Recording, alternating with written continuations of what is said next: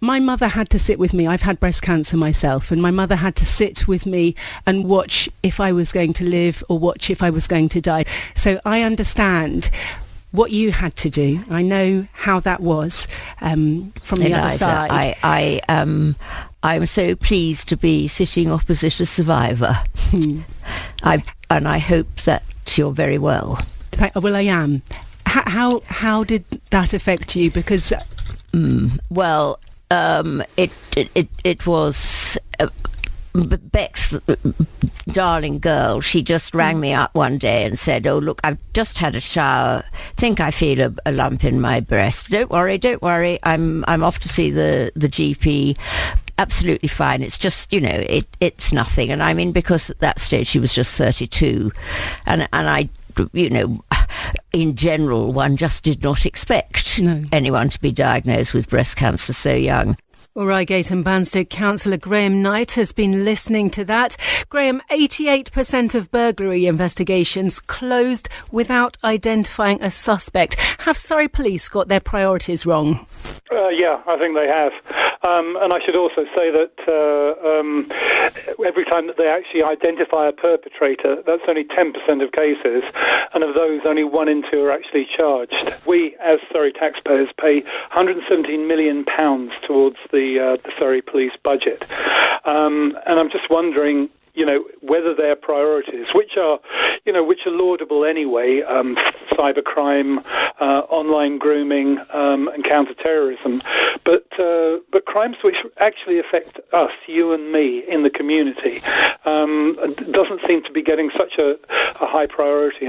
Well, you talk about a very high number, millions and millions of pounds going into the police force, but of course the force is going to say, look, we're actually having funding cut and we're doing the best that we can. Are they? I'm going to say no. Love Supreme with Yackle. This is the biggest jazz festival in the UK. Guys, you have just finished being on stage. How does it feel? Yes, it was good. Loads of people came down early.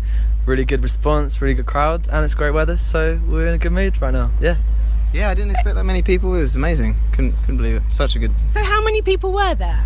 I mean, were there lots of people in front of you? Yeah, at least 10. At least 10. At least 10? I'm not actually sure. I'm really bad at...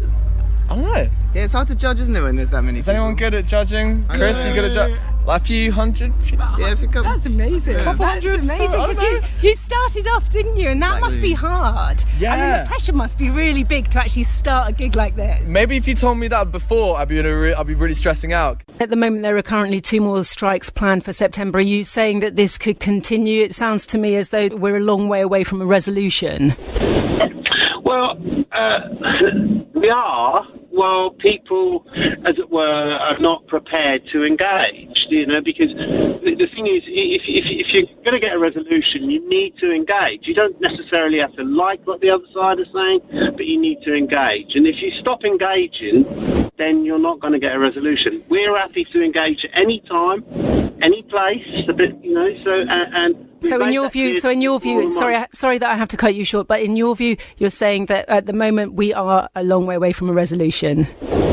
Well, until South Western Railway say, come on, let's talk about these proposals and see if we can't make a way forward, yes, we are. Okay, thank you so much. That's Mick Tosh there from the RMT Union discussing strike action on South Western. Thank you, that was magic. Thank you for adding that. Yeah, OK, the town came joint first for the large town category. Now, Councillor Stephen Hill is the lead councillor for Farnham in Bloom. Morning, Petal.